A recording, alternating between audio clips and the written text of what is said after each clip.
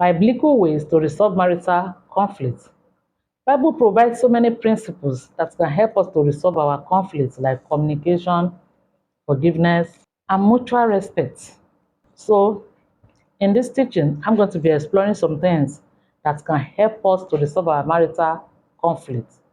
Conflict is inevitable in any relationship, except if you are deceiving yourself. Because two of you will be very close, and because of the closeness, you will step on each other's toes. Your partner can frustrate you at times, upset you, and do some things that you don't like. So you must know how to resolve it. Number one thing that you will do to resolve your conflict is that you must communicate. It's communication. Discuss what is in your mind. Effective communication is crucial. Voice out what is in your mind. If your partner offends you, let your partner know. Your partner is not a mind reader. James chapter 1 verse 19 says, everyone should be quick to listen, slow to speak, and slow to become angry. That is, active listening is very, very crucial in any relationship. Learn to listen to your partner when your partner is talking. Don't just respond with anger and be talking to your partner anyhow. Don't talk to your partner with harsh voice. Don't talk to your partner as if your partner is your slave. Even if you are angry, learn how to control yourself. Self-control is one of the fruit of the Holy Spirit. It matters a lot the way couples talk to each other when they are angry with one another. Tell Holy Spirit to bridle your tongue, to control your tongue. King David says, I behave myself wisely. You are the one you train yourself to know how to talk to your partner, to know how to handle things with the help of Holy Spirit. So communication, you learn how to listen to one another.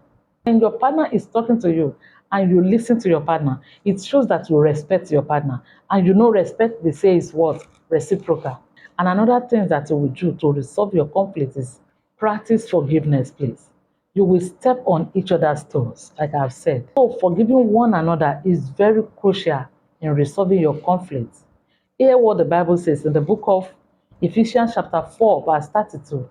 It says, be kind and compassionate to one another, forgiving each other, just as in Christ God forgave you. Just as in Christ God forgave you. Please forgive your partner. To forgive your partner can be difficult, yes, because you are a human being. And it depends on the level of the hurt.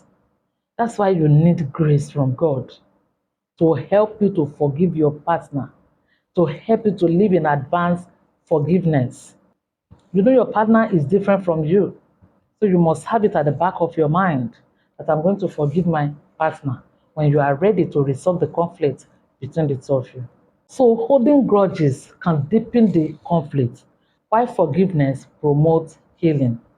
And another thing that we do to resolve your marital conflict is that you must always show love and respect. Show love to your partner. Rhythm of love, there is nobody that doesn't know how to dance to it. Love is the essence of creation. So when you demonstrate love and respect, it will not make the conflict to escalate. Ephesians 5 verse 33 says, each of you also must love his wife as he loves himself. It's talking to the man because he's the head of the family. You must love your wife as you love yourself. And the wife must respect her husband.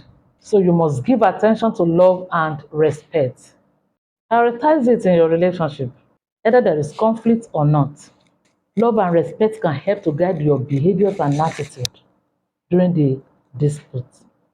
So please give attention to it. And another thing that we do to resolve your marital conflict is aim for reconciliation. Be ready. Seek reconciliation. Be ready to reconcile with your partner. Be ready to walk in unity again. When you want to resolve your conflict, you can start with private discussions. It depends on the level of the offense. Call your partner. Start talking about it. I used to tell people, I said, no matter how third party comes between two of you, it's two of you that will still call each other and resolve it. So please, so during the process of the private discussion, don't let it escalate.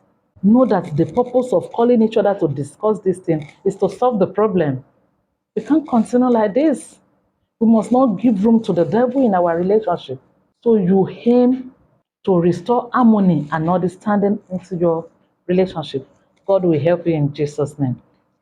And another thing that will help you to resolve conflicts in your marriage and in your relationship is you must learn to pray together. Learn to pray together. Couples that pray together stands together. Prayer can be a powerful tool in resolving the conflicts. Prayer encourages us to bring our concerns to God. So always pray together, both in good and in bad time. And another ways to resolve marital conflict is that avoid anger. Please deal with your anger. He that has no rule over his spirit is like a city without wall. The Bible says anger lies in the bosom of a fool. So ask yourself, am I a fool? So when you know that you are not a fool, avoid anger, please. Manage your anger constructively. When you manage your anger constructively, you will know how to talk to one another. Proverbs 15 verse 1 says, a gentle answer turns away wrath, but a harsh word stirs up anger. So you approach your conflict with calm demeanor and gentle responses. And another way to resolve marital conflict is when you consider the needs of your partner. You prioritize the needs and the perspective of your partner. You should not be selfish in that relationship. When you are selfish in a relationship, when you are selfish in your relationship, you won't enjoy your relationship. That's just it. Philippians 2, 3-4 reads, do nothing out of selfish ambition or vain conceit. Rather, in humility, value others above yourself. That's what relationship is all about. Do to others what you would have them to do to you back. Don't be a selfish partner. Don't judge things from your own perspective. Try to resolve the conflict from your partner's perspective. When the wife wants to resolve conflict from the husband's perspective, and the husband is ready to resolve conflict from the wife's perspective, you know they will reach a balance. There will be no room for selfishness. There will be no room for self-centeredness, maybe to the two of them, and it will help them to resolve the conflict fast.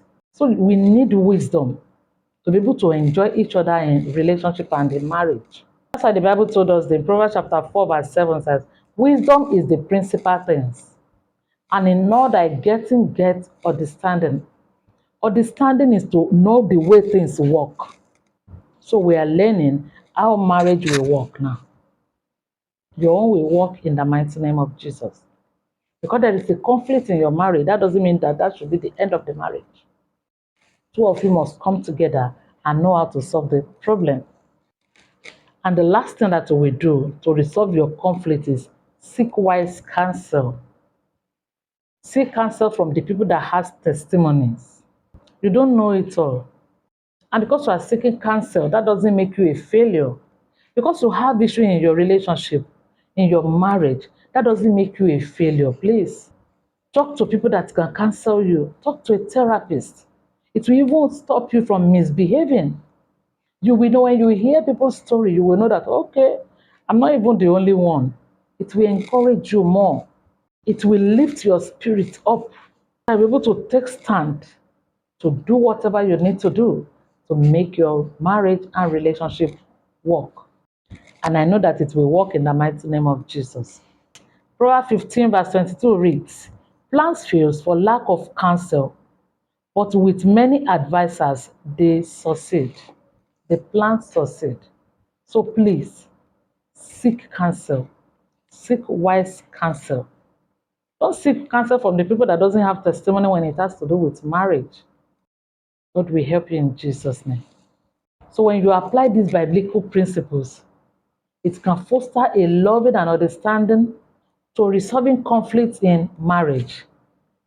Wisdom and grace that you need to do all these things, God will give it to you in the mighty name of Jesus. Please don't forget to subscribe to this YouTube channel, share it with your loved ones, and also, I'm expecting your comments under the videos. I love you. Shalom.